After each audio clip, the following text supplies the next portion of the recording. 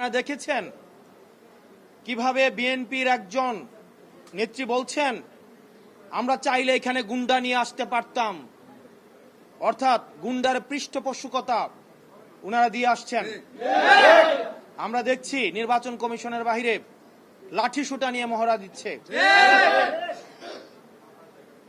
নির্বাচন কমিশন, প্রধান নির্বাচন কমিশনের অফিসের যদি এই অবস্থা হয়, সারা বাংলাদেশে এই বিএনপির যারা রয়েছে এই গুন্ডাদের পৃষ্ঠপোষকতা দিচ্ছে, তারা কিভাবে ভোট কেন্দ্র দখল করবে সেটির আজকে হচ্ছে টেস্ট ম্যাচ হয়ে গিয়েছে। এবং এইসব নেতাকর্মী বাংলাদেশে কিভাবে, হাসিনার সময় আমরা বলতে শুনেছি, হাসিনা বলতো 20টা হুন্ডা 10টা গুন্ডা, নির্বাচন ঠান্ডা। আর আজকে রুমিন ফারহানা, যিনি হাসিনার কাছে ফ্ল্যাটের জন্য আবেদন করেছেন, যিনি হাসিনার পতনে সবচেয়ে বেশি আমার মনে হয় কষ্ট পেয়েছেন, সবচেয়ে বেশি কষ্ট পেয়েছেন, তিনি হচ্ছেন রুমিন ফারহানা।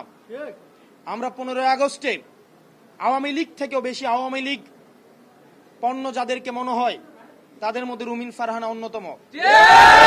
উনি সব সময় বলে থাকেন বিগত 15 বছর নাকি উনি অনেক ভালো ছিলেন। উনি অবশ্যই ভালো থাকবেন, কারণ উনি যত ধরনের আওয়ামী সুবিধা রয়েছে সব ধরনের সুবিধা উনি নিয়েছেন।